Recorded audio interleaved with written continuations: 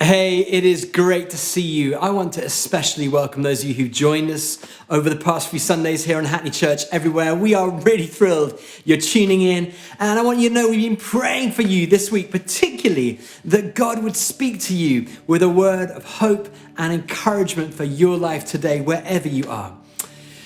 As a church, we are so grateful for all of you as members. Liv and I just love getting your messages, your encouragements, your kind words. It's so cool hearing from you, and thank you for taking the time. I know for all of us, it's a weird season, it's a tough season, but we are praying for you, we miss you, and we can't wait to be together again on the other side of this storm.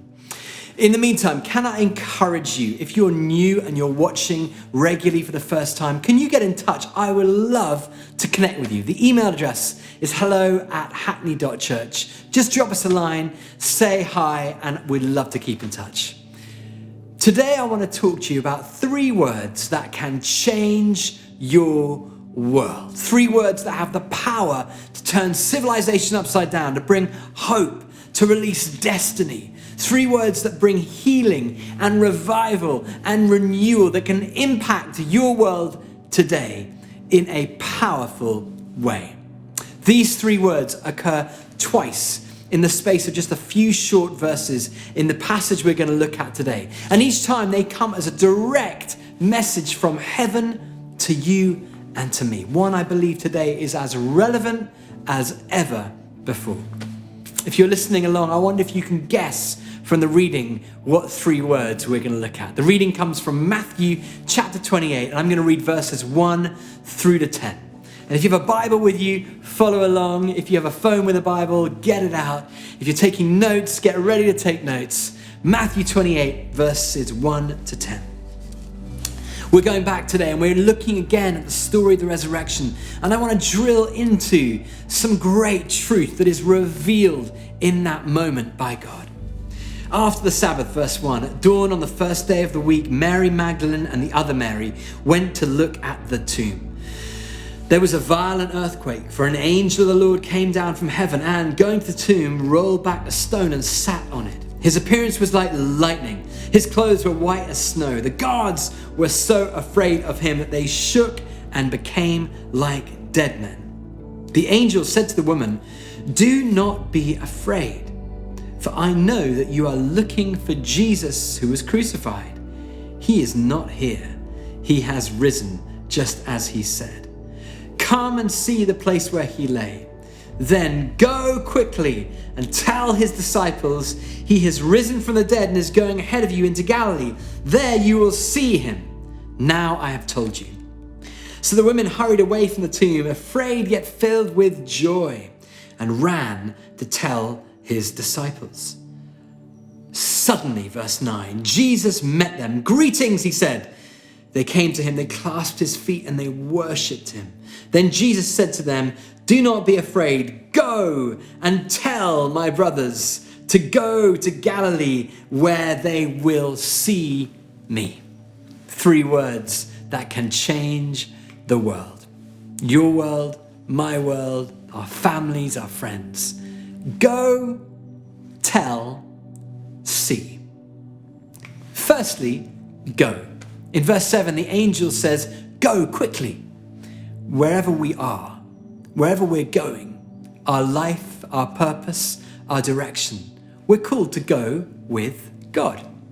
I want to encourage you not to be afraid of what the future holds. Wherever you are, wherever you go in your thought life, in your ideas and your dreams, wherever you're going to go when the lockdown lifts, go with God. Here's the thing. Wherever you go, God is already there. Psalm 139 says this, "Where can I go from your spirit? Where can I flee from your presence? If I go up to the heavens, you are there. If I make my bed in the depth, you are there." So, first great truth that changes the world, go with God. Right now, many of us are watching on lockdown. That means we physically can't go to the places we used to. We play a game at the moment over breakfast. Where would we like to go today if we were able to go somewhere? It's a bit of a depressing game. It's like, well, we'll go to the sofa today or maybe the other end of the kitchen. But at the same time, in a funny way, we feel as connected with people as ever before. We're having great hangouts with our friends, engaging on social media, we're WhatsApping, we're sending photos to our friends. Our relational networks are alive, even though we can't travel. You see, God is calling us to go to our friends, our family, our relationships, to be carriers of good news. Paul, as you know, wrote most of the New Testament under house arrest. When he wrote to the churches he was writing to, he wasn't able to go there and turn up. He was longing to go, but he couldn't. You know, God can use you to go even without you leaving the front door of your house. God wants to call you and I to be carriers of good news. And if we go, it's going to totally transform the world. Then tell. Verse 7 again, tell his disciples he is risen. That involves our words. You know, your words are powerful. The average person uses a vocabulary of 35,000 words, and every one of those words can be used to build up or to bring down, to bring hope or to bring despair. I want to encourage us as a community to bring hope, to bring words of life to people around us. Wherever you find yourself today, use your words to tell the truth, to bring light and life, to encourage each other. It's Proverbs 18 verse 21 says, words have the power of life and death. You have a voice. Your voice can bring life to those around you. Use your voice to bring good news. There is hope. Jesus is alive. You know, on the night before Easter, just over a week ago, I decided to message everyone on my contact list in WhatsApp and invite them to church. I've got to be honest with you, I regretted it as soon as I'd done it. I messaged everyone, was like, hey, you know, it's Easter, happy Easter. Why don't you come to church with me tomorrow? I know you're on lockdown. And I sent them a link to Hackney Church Everywhere. I've got to confess, as soon as I pressed send on the group, I was like, oh no, what have I done? You can't record a WhatsApp broadcast. You know, I was terrified, I guess, thinking that they would hate joining a church, or that no one would respond, or everyone would be like blocking me or removing me from WhatsApp. And I'd messaged a whole lot of people from my past, my like friends growing up, colleagues I used to work with, people I haven't seen in decades, friends from like the school gate now, people I know who don't necessarily come to church, and so many people responded. That was the cool thing. Loads of them responded saying, oh yeah, we'd love to tune in. The next day, a whole load of people emailed and messaged saying, we had a great time. We didn't realize church could be so much fun. I was so wrong. I was terrified that it would be a horrible experience. But actually going and telling people, hey, I've got this hope that I put my trust in, Jesus, come and hang out, come and experience hope. People were just so grateful. People loved it. They responded saying they had a great time.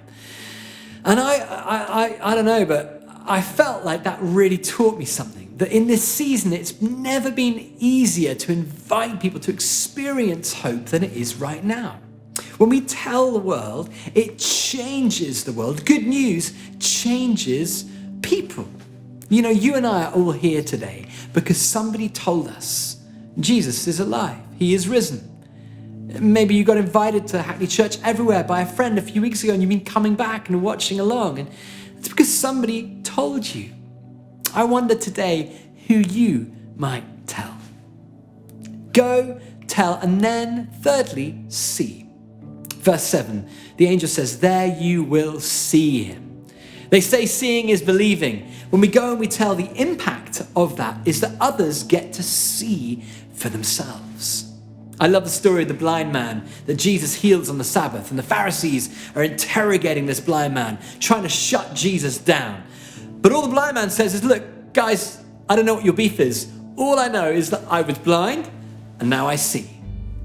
Right now, thousands of people are one blink away from seeing salvation. You can be part of opening their eyes. You may be watching today and may never have experienced a relationship with Jesus for yourself. good news is you don't have to wait till Wednesday to come on Alpha. You can experience that today. It's very simple. Just put your trust in him, believe in him, invite him into your heart today, and see what Jesus does in your life. 3 words that can change the world. Go, tell, see. The angel commands Mary, and Mary says, go, tell, see. And here's the thing.